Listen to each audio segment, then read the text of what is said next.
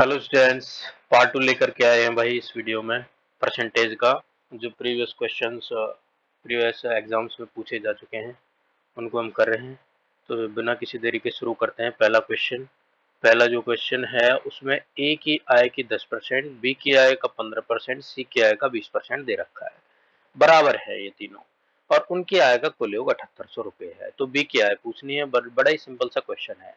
तो देखो, ए की जो आय है मैं उसको ए मानूंगा, बी की आय है बी मान लूंगा, और सी की आय को सी। तो ए की आय ए है, तो ए का जो 10% है वो बी की आय का मतलब बी का 15% है, और सी का 20% के। ये तीनों क्या है, बराबर है। ठीक है। तो ये जो क्वेश्चन है ये सॉल्व होगा रेशियो से, अनुपात से। ठीक है। ये अनुपात वाला जो टॉपिक हम करेंगे तो उसमें भी ये क्वेश्चन देखने को हमको मिलेगा। दोनों ही एक जैसे हैं।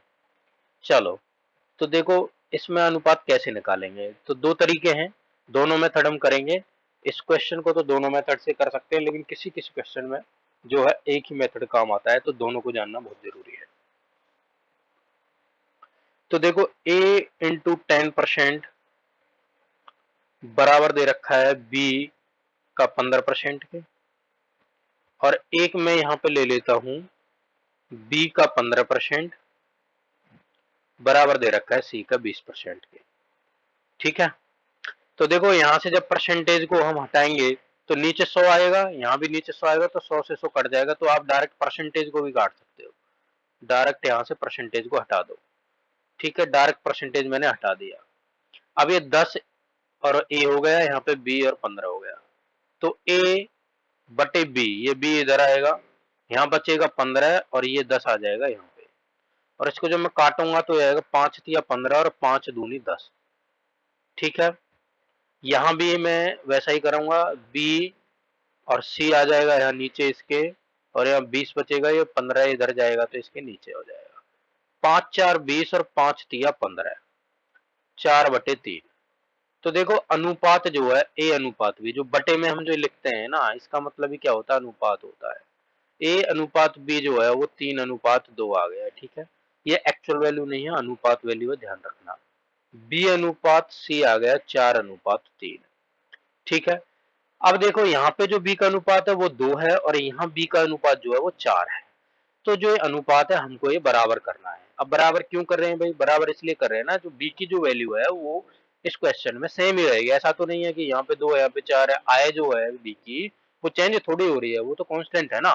तो कांस्टेंट है, एक जगह ही है, तो इसको हम क्या करेंगे, बराबर करेंगे। अब बराबर करने का एक सिंपल सा तरीका ये है कि यहाँ पे 4 है, यहाँ पे 2 है, तो मैं अगर इस पूरे रेशियो को 2 से मल्टीप्लाई कर दूं, ऐसा नहीं है सिर्फ 2 को ही कर दूं, तो पूरे रेशियो को करना पड़ेगा। 2 तिया 6 और 2 दूनी 4। ठीक है। अब ये रेशियो हो गया 6:4, और यहाँ पे हो गया 4:3। ठीक है। अब हम लिख सकते हैं ए अनुपात बी अनुपात सी। हमारे पास क्या हो गया, ए का अनुपात 6, बी का 4 और सी का 3। ठीक है। ए का 6, बी का 4 और सी का 3। ध्यान रखेंगे, यहाँ दोनों अनुपात को मल्टीप्लाई करना है, सिर्फ बी का बराबर करके ऐसा मत कर देना। अनु क्योंकि अगर मैं सिर्फ बी को मल्टीप्लाई करूंगा तो ये जो इसका जो अनुपात है वो चेंज हो जाएगा, जो मतलब गलत है। अभी जो अनुपात है वो सेम ही है। अगर मैं 2 से इन दोनों को काटूंगा तो फिर से 3:2 आ जाएगा। ठीक है। तो सेम नंबर से अनुपात में हम किन्हीं दो नंबर के अनुपात को अगर हम अप्लाई किसी से करते हैं, डिवाइड करते हैं, तो उनका जो अनुपात है वो बेसिकली चेंज नहीं होता है। तो ए अनुपात बी अनुपात सी जो है यहाँ से आ गया 6:4:3। ठीक है। अब ये सिंपल है क्वेश्चन। ठीक है। तो ए बी और सी की जो आय का अनुपात है वो 6:4:3 आ गया, और मैं तीनों को जोड़ू तो कितना हो जाएगा, 13। टोटल अनुपात 13 आ गया, जिसकी वैल्यू जो है वो 7800 है। ये अनुपात की वैल्यू है, और ये जो है ये पैसों में वैल्यू है वो 7800। और एक की वैल्यू जो है वो कितनी आ जाएगी, 600 आ जाएगी। एक की वैल्यू कितनी आ जाएगी, 600। तो हमको बी की आय पूछी है, तो बी का अनुपात क्या है, 4।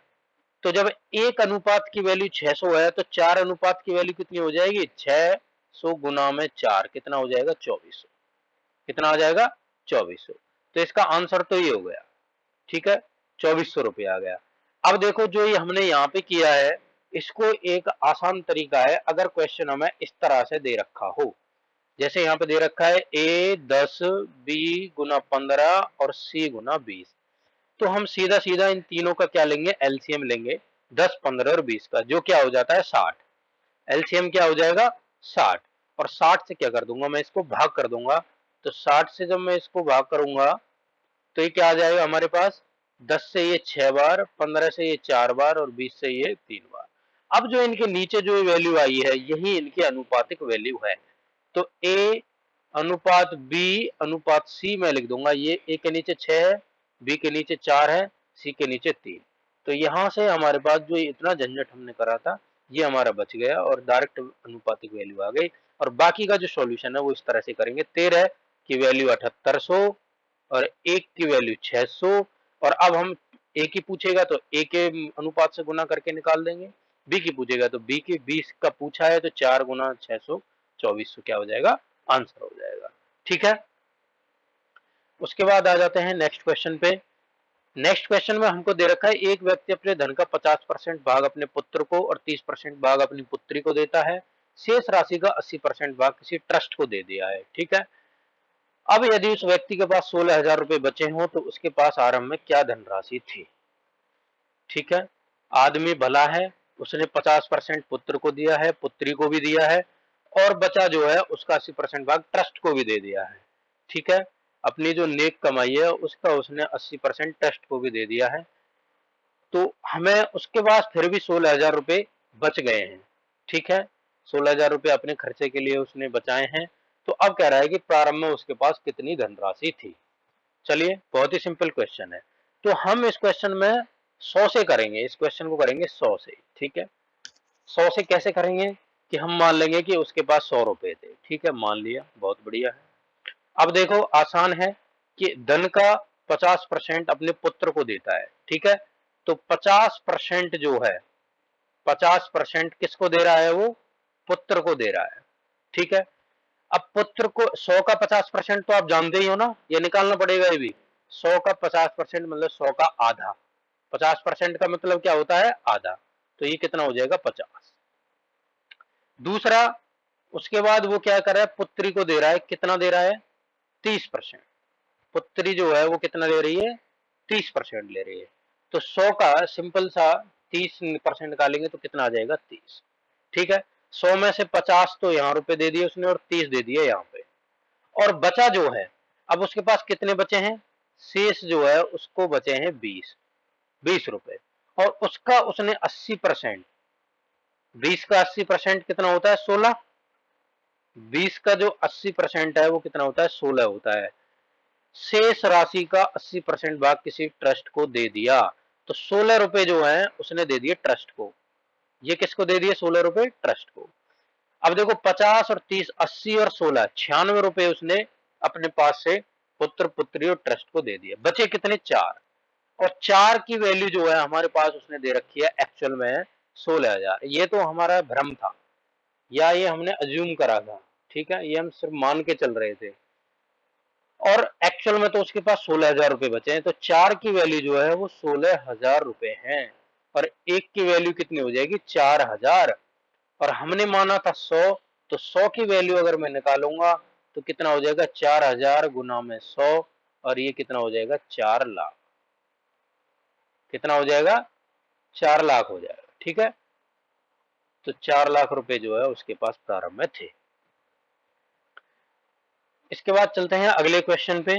इसमें दे रखा है कि एक चुनाव में 2 उम्मीदवार थे। ठीक है, एक चुनाव में 2 ही उम्मीदवार थे, कंपटीशन कम ही था, मात्र 2 ही उम्मीदवार हैं। नहीं तो आजकल तो मेंबर के इलेक्शन पे भी, पंचायत मेंबर का इलेक्शन होता है उसमें भी 5-7 खड़े हो जाते हैं। तो आगे दे रखा है कि एक उम्मीदवार को 38% मत मिले। ठीक है, कितने मत मिले हैं, 38%, और वह 7200 मतों से पराजित हो गया। ठीक है, मतों की कुल संख्या कितनी थी। अब यार 2 उम्मीदवार है, पहला जो उम्मीदवार है उसको मिले हैं 38%, इसने बताया है हमें। तो 2 ही उम्मीदवार है तो दूसरे को कितने मिले होंगे बताओ, टोटल कितने होते हैं, 100% होते हैं टोटल। अगर कुल हम मान के चले किसी चीज का तो वो होता है 100%। ठीक है, तो 100% में से 38% तो एक को मिल गए और बचे कुछ मिले हैं दूसरे उम्मीदवार को, वो कितना हो गया, 62%। ठीक है, 62 ही होगा ना, 62, 8, 70, 30, 100। 62% जो है वो दूसरे उम्मीदवार को मिले हैं। अब वो कह रहा है कि वैध मतों की कुल संख्या पूछ रहा है और 7200 मतों से पराजित हो गया। तो 62% और 38% के बीच में जो डिफरेंस है वो हमें 7200 दे रखा है कि नहीं ऐसा? तो 38 और 62 का जो डिफरेंस है वो कितना हो गया? 12 8 4 और 5 में से 3 गए तो 2। ठीक है, तो 24% की जो वैल्यू है वो कितनी दे रखी है? 7200। और 1% की वैल्यू कितनी आ जाएगी? यहाँ पे 24 से मैं इसको कट करूंगा तो ये कितना हो जाएगा? 300। कितनी आ जाएगी? 300। और पूछ रहा है कुल वैध मत कितने हैं? कुल वैध मत कितने? 100% है। तो 300 गुना में कर दूंगा मैं 100 और ये कितना आ जाएगा? 30,000। कितना आ जाएगा? 30,000। तो ऑप्शन जो है 4 जो है वो क्या हो जाएगा? करेक्ट हो जाएगा। ठीक है, अगला जो क्वेश्चन है उसमें दे रखा है एक मशीन की कीमत 6250 रुपए है। उस कीमत में पहले वर्ष में 10%, दूसरे वर्ष में 20% और तीसरे वर्ष में 30% की कमी आ जाती है। तदनुसार 3 वर्षों बाद उस मशीन की कीमत कितनी रह जाएगी? तो देखो, आपने चक्रवृद्धि मिश्रित धन के बारे में पढ़ा होगा। ठीक है, स्कूल में पढ़ा होगा चक्रवृद्धि मिश्रित धन के बारे में। उसका एक फॉर्मूला होता था। क्या फॉर्मूला होता था उसमें? हम जो ब्याज निकालते थे, जो चक्रवृद्धि ब्याज निकालते थे हम, वो कैसे निकालते थे? मूलधन और 1 प्लस जो उसकी दर होती थी बटे 100 और यहाँ पे क्या लिखते थे? उसका टाइम। ठीक है, समय यहाँ लिखते थे, समय। ठीक है, ये हमारे पास क्या होता था? चक्रवृद्धि ब्याज निकालने का फॉर्मूला होता था। और इसमें अगर मैं मूलधन को भी ऐड कर दूं तो ये क्या आ जाता था? चक्रवृद्धि मिश्रित धन निकल के आ जाता था। तो इस वाला जो ये वाला जो क्वेश्चन है ये भी उसी तरह का है, लेकिन फर्क इसमें और उसमें क्या है कि इसमें जो रेट है, रेट मतलब जो दर है, कीमत कम होने की जो दर है वो अलग अलग दे रखी है। पहले वर्ष 10%, दूसरे 20%, तीसरा 30%, अलग अलग दे रखी है। तो यहाँ पे एक तो ये डिफरेंस हो गया और दूसरा जो डिफरेंस है वो ये है कि यहाँ पे जो ब्याज है वो बढ़ नहीं रहा है, घट रहा है। ठीक है, बढ़ने की जगह क्या हो रहा है? घट रहा है। तो एक तो इसका हमारे पास जो फॉर्मूला हम लगा सकते हैं वो इस तरह से लगाएंगे। देखो, मूलधन मतलब जो पहले से ही जो कीमत है, मूलधन को छोड़ दो आप या फिर कीमत ही लगा लो आप। जो हमारे पास पहले जो कीमत दे रखी है वो है 6250। ठीक है, और 1 माइनस हो रहा है। ठीक है, यहाँ पे प्लस करते थे हम क्योंकि बढ़ रहा था। जब कोई चीज बढ़ेगी तो इसी फॉर्मूले में हम कीमत, मूलधन की जगह कीमत कर सकते हैं। ठीक है, समय यहाँ हो जाएगा, दर, दर जो है यहाँ पे जैसे 10% 20% जो हमें दे रखी है कम होने की ज्यादा होने की, वो दर हो गई हमारे पास। तो यहाँ पे कम हो रहा है तो माइनस करेंगे और पहले साल जो है वो 10/100 है तो इसको करेंगे 1 माइनस 10/100। अब अगर हमारे पास तीनों साल सेम होती तो हम इसको 3 कर देते, यहाँ पे 3 ऐसे इस तरह से कर देते। और 3 का मतलब तो आप जानते ही हो कि 3 बार इसी से गुना करना पड़ता है हमको। 1 माइनस 10/100, 1 माइनस 10/100, 1 माइनस 10/100। 3 बार का मतलब ये होता है किसी के ऊपर पावर लगाने का।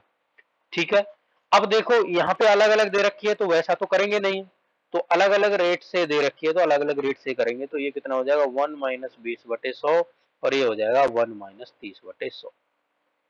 ठीक है, तो आप इसको अब सॉल्व करेंगे 6250 और ये कितना हो जाएगा? 90/100 और ये कितना हो जाएगा? 100 में से 1 और ये हो जाएगा 80/100 और ये कितना हो जाएगा? 70/100। ठीक है, इसको हम सॉल्व कर लेंगे। जीरो से जीरो यहाँ, एक एक जीरो यहाँ कैंसिल हो जाएंगे और हमारे पास एक जीरो यहाँ से यहाँ कैंसिल हो गई और 25 से मैं इसको कट करूंगा तो ये हो जाएगा 25 25 625 और यहाँ पे 10 और 10 कितना है? 100 हो गया। तो ये टोटल 4 बार कट जाएगा। ठीक है, और 4 से भी ये कितनी बार कट जाएगा? 4 दूनी 8। अब हम गुना कर लेंगे, कितना हो जाएगा? 25 दूनी 50, 50 हो गया और 9 7 63। 50 और 63 की जब मैं गुना करूंगा तो हो जाएगा 0 और 5 तिया 15, 5 6 30 और 1 31। तो ये हो गए 3150 रुपए। ठीक है, तो एक तरीका तो हो गया इस क्वेश्चन को करने का ये। और एक दूसरा क्वेश्चन, दूसरा जो तरीका है इसी क्वेश्चन को करने का वो क्या है? वो ये है कि हमारे पास दे रखा है 10%। ठीक है, 10/100, 10% कम हो रहा है तो ये, और इसको मैं 0 काट लेता हूं, ये हो गया 1/10, और माइनस हो रहा है तो माइनस करूंगा तो ये कितना हो जाएगा 9/10। ठीक है, उसके बाद 20/100, और 20/100 की वैल्यू क्या होती है 1/5, और माइनस हो रहा है वो कम हो रहा है तो 5 में से 1 गया तो ये हो जाएगा 4/5। ठीक है, और उसके बाद है 30/100, 0 से 0 कटेगा 3/10, और माइनस हो रहा है तो ये हो जाएगा 7/10। ठीक है, 7/10। अगर मैं इसको भी 10 ही करके रखूं तो ये हो जाएगा 2 चौक 8 और 2 पंजे 10, तो ये भी क्या है एक्चुअल में 8/10 है, 8/10। ठीक है, तो देखो वही चीज है यहाँ पे भी हमारे पास जब आया था ये 9/10 था, ये 8/10 था, और ये 7/10। तो देखो वही वैल्यू निकल के आई है, 9/10, 8/10, 7/10। तो ये तीनों की हमने वैल्यूज निकाल ली परसेंटेज से। और अब हम क्या करेंगे, जो 6250 है उसकी मल्टीप्लाई कर देंगे 9/10 गुना 7/10 गुना 8/10। ठीक है, अब देखो वही वाला समीकरण आ गया यहाँ से निकल के, तो हमारे पास जो सॉल्यूशन आता है आंसर निकल के वो कितना आता है 3150 रुपए निकल के आता है। ठीक है, तो इस तरह से परसेंटेज से, जैसा शुरू में मैंने आपको बताया था कि 10/100 की वैल्यू 1/10 होती है, और जब कम हो रही है 10% कम हो रही है तो इसका मतलब 10 से क्या हो रही है 9 हो रही है। 20/100 है, 20/100 को आप 1/5 लिख सकते हो, ये हो गया 1/5, और 5 में से 1 जाएगा तो 4/5। वैसे मैंने इसको 2 से मल्टीप्लाई करके 8/10 बना लिया क्योंकि नीचे सबके वैल्यू नीचे 10 है। ठीक है, आप इसको यहाँ से डायरेक्ट 2/10 भी अगर करते, 0 से 0 काटते 2/10 करते, और 10 में से 2 काटते तो भी 8/10 ही आता, वैसे भी कर सकते हैं। या फिर 30/100, यहाँ पे क्या आ गया 7/10। मतलब यहाँ पहले साल में 10 से 9 होगी, यहाँ 10 से 8 होगी वैल्यू, और 10 से 7 होगी। तीनों साल का अगर हम निकालेंगे तो 6250 से इनका मल्टीप्लाई कर देंगे और आंसर आ जाएगा 3150। अगले क्वेश्चन की तरफ चलते हैं। किसी वस्तु के भाव में 25% की कमी हो गई है किंतु वस्तु की दैनिक बिक्री में 30% की वृद्धि हो गई है, परिणामस्वरूप दैनिक बिक्री से प्राप्त धनराशि में हो जाएगी। तो यहाँ मैं एक इंपॉर्टेंट चीज आपको बताने जा रहा हूँ कि जब भी कभी हमारे पास किसी चीज में किसी किसी भी चीज हो, किसी की कीमत हो, कोई धनराशि हो, अगर उसी में हम वृद्धि करते हैं और कमी करते हैं, उसकी वैल्यू घटाते हैं, और फिर उसके बाद वृद्धि करते हैं, बढ़ाते हैं, तो उसमें क्या, उसमें डिफरेंस आएगा। तो उसका एक फॉर्मूला है, वो फॉर्मूला हम लिख लेंगे, याद कर लेंगे। वो ये है कि जो हमारे पास, मान के चलो x% वृद्धि हुई, तो जो वृद्धि होगी उसको प्लस से दिखाएंगे हम, और जो हमारे पास क्या होगी, कमी होगी, जो हम घटाते हैं वो क्या होगा, माइनस में आएगा, और मैंने उसको y मान लिया। ठीक है, वृद्धि को प्लस से दिखाएंगे और कमी को माइनस से दिखाएंगे। ठीक है, और यहाँ पे हमारे पास मल्टीप्लाई कर देंगे x और y की, x और y की, और अपॉन में आ जाएगा 100, और जो प्लस का है वो प्लस का लिखेंगे, और जो माइनस का है वो माइनस का। इस वाले क्वेश्चन का मतलब ये है कि मैंने जो x जो है वो वृद्धि ली है, y जो है वो कमी ली है, तो इस तरह से हमारे पास जो टोटल वृद्धि या जो कमी आएगी वो इस फॉर्मूले से हम निकाल पाएंगे। ठीक है, एक्चुअल में यहाँ इसको मैं ऐसे लिख लेता हूँ, प्लस करेंगे बीच में, और ये कमी है तो माइनस करेंगे, और अगर ये प्लस भी है, वृद्धि है, तो इसको भी प्लस करेंगे। तो तीनों जगह क्या कर दिया मैंने, प्लस कर दिया। जहां वृद्धि है वहां प्लस लिखिए आप, और जहां पे कमी है वहां आप क्या करिए, माइनस करिए। ठीक है, तो जैसे मान के चलो बहुत क्वेश्चन आते थे पहले और अभी भी आ जाते हैं कि किसी वस्तु की कीमत में 2% की वृद्धि हुई, 20% मान लीजिए, 20% की वृद्धि हुई और 20% की कमी हुई। ठीक है, 20% वृद्धि और 20% कमी। तो इसका हम डायरेक्ट आंसर लिखते थे, याद कर लेते थे बच्चे एग्जाम में, सॉल्व नहीं करते थे कि 4% कमी ही आएगी, 4% क्या आएगी, कमी ही आएगी, डायरेक्ट कर लेते थे। और अगर 20-20 की जगह 10-10 होता था तो डायरेक्ट 1% कमी आएगी। तो जब भी ऐसा पढ़ते थे कि भाई हमारे पास जब भी कभी क्या होगा, उतनी ही वृद्धि और उतनी ही कमी होगी, तो हमेशा रिजल्ट में कमी ही आएगी। और दोनों का अगर हम 20-20 है तो 2 दूनी 4%, और 10-10 है तो 1%। दोनों का क्या करते थे हम उसमें स्क्वायर करते थे या कहेंगे हम मल्टीप्लाई करते थे दोनों को, और 100 से क्या कर देते थे डिवाइड, 0 से 0 कट जाती है और 2 दूनी 4% की कमी। तो ये जो वाली चीज है ये यहीं से निकल के आई है। ये कहां से निकल के आई है? यहीं से। तो देखो मान के चलो इस वाले को सोल्व करूं मैं, 20% वृद्धि 20% कमी, तो +20 और -20, अगर दोनों बराबर के ही हैं, अगर दोनों बराबर है कमी और वृद्धि, तो ये तो कैंसिल हो ही जाता है, ये तो 0 हो ही जाता है। तो हमको सोल्व करने को क्या रह जाता है? बस ये। तो 20 प्लस का 20 और माइनस का 20 हम जब गुना करेंगे और 100 से डिवाइड करेंगे तो प्लस माइनस तो माइनस हो जाएगा और 0 से 0 कट जाएंगे और 2 दूनी 4% की क्या हो जाएगी? माइनस में आंसर आता है तो क्या आ जाता है? कमी। ठीक है, ज्यादातर बच्चे इस चीज को जानते ही होंगे। अब ये क्वेश्चन भी बिल्कुल वैसा ही है। इसमें हमारे पास किसी वस्तु के भाव में 25% की कमी हो गई है किंतु वस्तु की दैनिक बिक्री। अब देखो इसमें ये नहीं कहा है कि भाव में 25% कमी हुई फिर भाव में 30% वृद्धि हुई, मतलब एक ही चीज को नहीं बढ़ाया गया है, लेकिन जो कीमत है एक्चुअल में वो ही चेंज हो रही है। वो कैसे? देखो वस्तु के भाव में 25% की कमी हो गई, भाव तो 25% कम हो गया, लेकिन उसकी बिक्री जो है वो 30% बढ़ गई, बिक्री जो है 30% बढ़ गई। तो अल्टीमेटली हमारे पास जो चेंज हो रहा है वो कहाँ हो रहा है? कीमत में ही हो रहा है ना भाई। पहले जो सेल्स थी हमारे पास, जो इसमें जो चेंज होगा अल्टीमेटली वो किस में होगा? इसकी जो बिक्री हो रही है, कितने पैसे की कितने अमाउंट की जो बिक्री हो रही है उसमें चेंज होगा। भाव में तो हमने 25% कम कर दिया, लेकिन 30% उसकी जो है बिक्री बढ़ गई, सेल बढ़ गई उसकी, तो उसकी वजह से अमाउंट जो है उसी में चेंज हुआ। कम भी हमने उसी में करा 25% भाव में, और वृद्धि बिक्री बढ़ गई तो वृद्धि भी उसी में हो गई। तो इसलिए हम इस वाले फॉर्मूले को इसमें यूज कर सकते हैं। तो ठीक है, अभी इसको देखो कैसे करेंगे। 25% की कमी है तो -25, और 30% की वृद्धि है तो +30, और क्या करने वाले हैं? प्लस -25 गुना में 30, -25 गुना में प्लस का 30 है और बटे में 100। तो -25 प्लस 30, यहाँ से तो प्लस का 5 आएगा और प्लस यहाँ करेंगे तो ये कितना आ जाएगा? 25,400, 25,400 और 30 से करेंगे 2 दूनी 4, 2 15, 30, ये कितना हो गया? 7.5 हो गया। और प्लस माइनस का था तो ये क्या हो जाएगा? माइनस हो जाएगा, -7.5। ये प्लस का 5 है, माइनस 7.5 है तो माइनस का 2.5 आ जाएगा। तो माइनस आया है तो इसका मतलब कमी हुई है, और कितनी हुई है? 2.5%। कितनी कमी हुई है? 2.5% की कमी। तो ऑप्शन 2 जो है वो राइट हो जाएगा। ठीक है,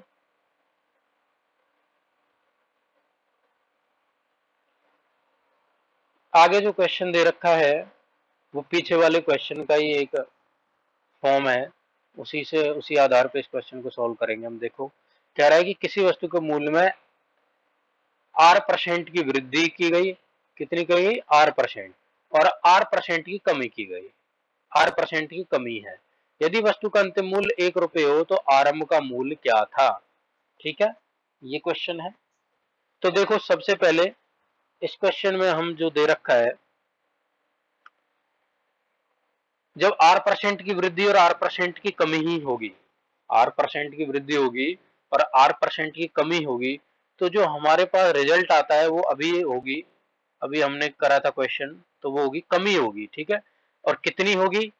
आर स्क्वायर है तो आर इंटू आर स्क्वायर, ये कितना हो जाएगा? R square. ठीक है, या फिर आप इस तरह से सॉल्व कर सकते हो डायरेक्ट ना लिखने की बजाय। R% है, ठीक है, प्लस का आर और माइनस का आर, ठीक है, इन दोनों की मल्टीप्लिकेशन बटे में क्या आ जाएगा? बटे में क्या आएगा? 100 आएगा। ठीक है, और ये कितना हो गया? आर स्क्वायर अपॉन में क्या हो गया? 100 हो गया। ठीक है,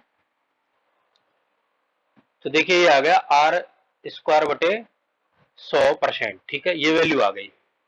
कमी होने, ये इतनी कमी हो जाएगी उसमें, आर स्क्वायर बटे 100%। ठीक है, तो अगर ये कह रहा है कि अंतिम मूल्य 1 रुपया है, मतलब कमी होने के बाद जो मूल्य है वो 1 रुपया है, तो आरंभ का मूल्य क्या था? तो इसको निकाल देंगे हम। कैसे निकालते हैं? एक्स मान लिया मैंने कि एक्स वैल्यू है वो जो आरंभ में थी। ठीक है, एक्स का 1 माइनस आर स्क्वायर बाई 100% हम जब निकालेंगे, परसेंटेज को सॉल्व करेंगे तो ये कितना आ जाएगा नीचे? डबल जीरो और आ जाएगा, 1 माइनस आर स्क्वायर ओवर ये हो जाएगा और इज इक्वल टू कितना है 1। और ये कितनी वैल्यू हो जाएगी x, और ये हो जाएगा 10,000 माइनस आर स्क्वायर बटे 10,000 इज इक्वल टू 1। और x की वैल्यू क्या हो जाएगी, जब 10,000 उधर जाएगा तो ऊपर चला जाएगा और 10,000 माइनस आर स्क्वायर जो है नीचे, और ये क्या आ जाएगा इसका।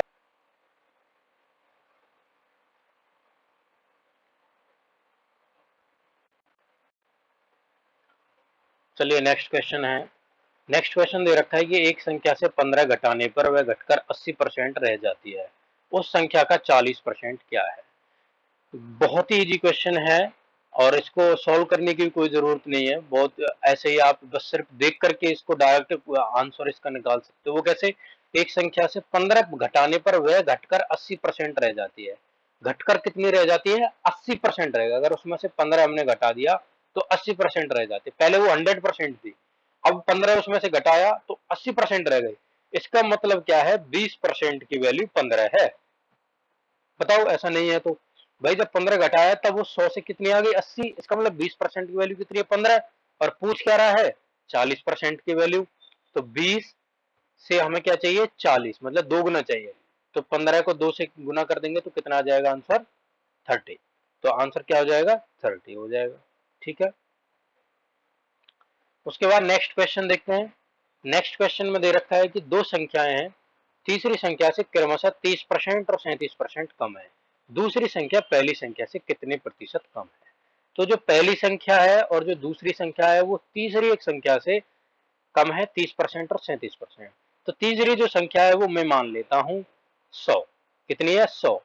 अगर कोई संख्या 100 से 30% कम है तो पहली संख्या क्या हो जाएगी, 30% कम। 100 का 30% तो 30 होता है, 100 का जो 30% है वो 30 होगा, और 30 वो कम है तो ये कितनी हो जाएगी, 70। या आप ऐसे कर सकते हो 30/100, ये कम है तो माइनस करेंगे और ये कितनी आ जाएगी, 70। ये 100 है तीसरी, तो पहली क्या हो जाएगी, 70। बिल्कुल उसी तरह से ये 37% कम है तो ये कितनी आ जाएगी, 63। पूछ रहा है कि दूसरी जो संख्या है ये वाली संख्या पहली संख्या से कितने प्रतिशत कम है। तो कितनी कम है, पहले तो ये निकाल लो कितनी कम है, 7 कम है।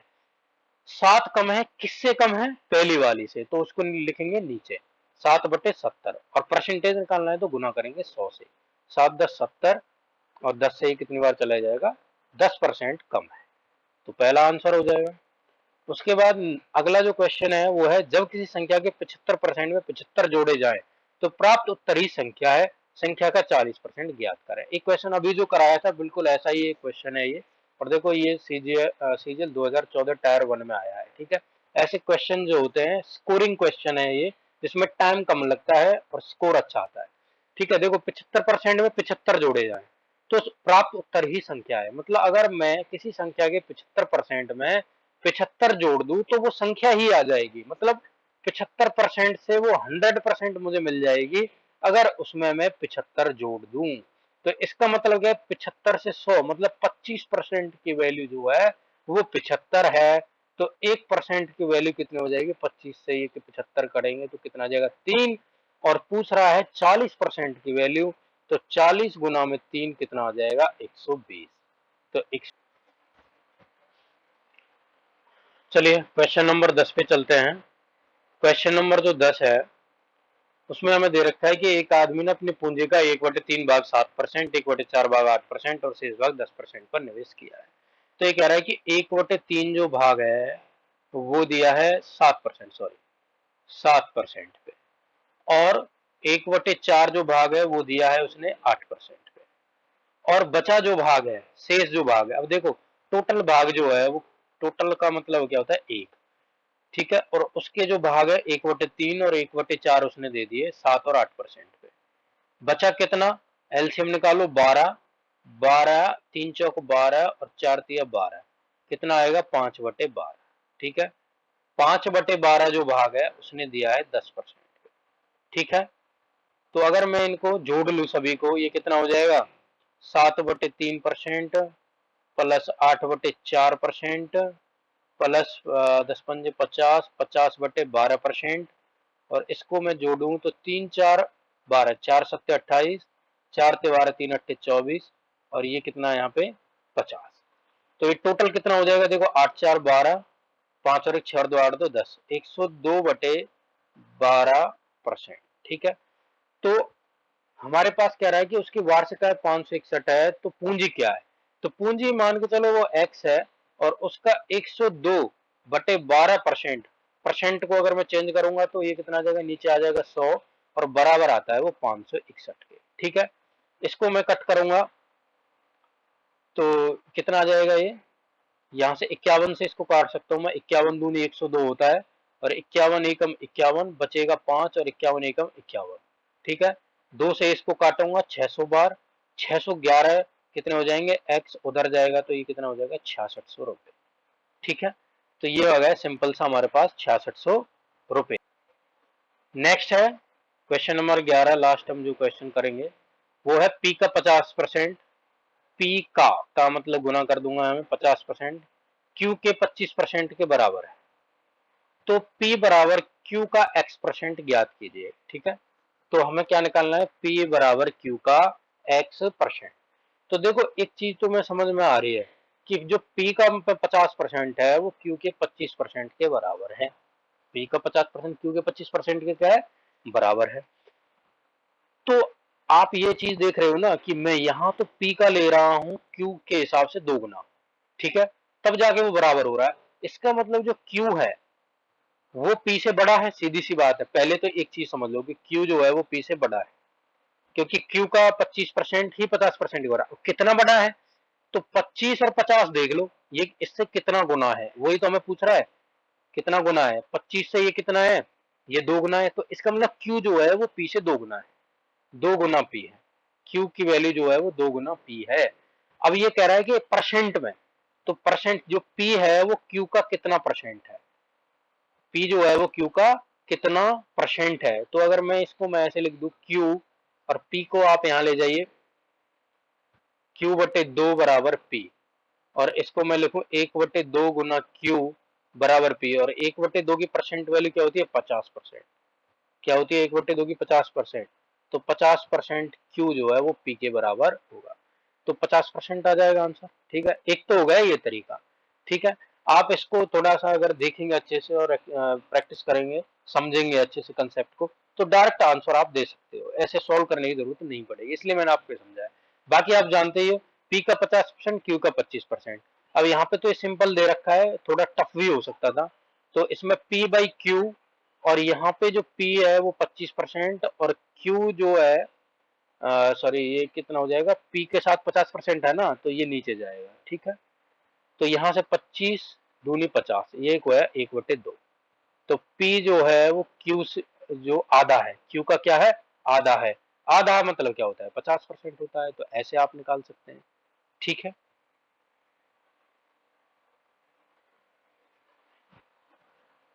दूसरा और एक तरीके से इसको समझ सकते हैं आप।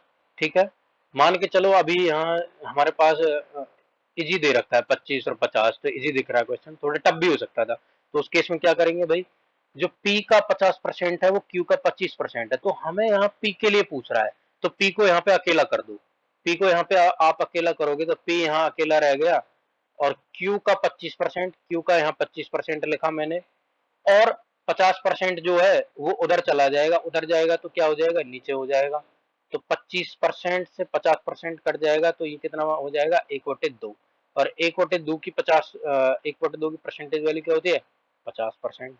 तो अब यहाँ कुछ भी जो भी आएगा, यहाँ पे जो भी समीकरण आएगा उसको हम 100 से गुना करके परसेंटेज डायरेक्ट निकाल के आंसर निकाल सकते हैं। ठीक है ना, ठीक है, इसी के साथ ये कंप्लीट हो गई वीडियो, मिलते हैं नेक्स्ट वीडियो में, तब तक के लिए टेक केयर, बाय बाय।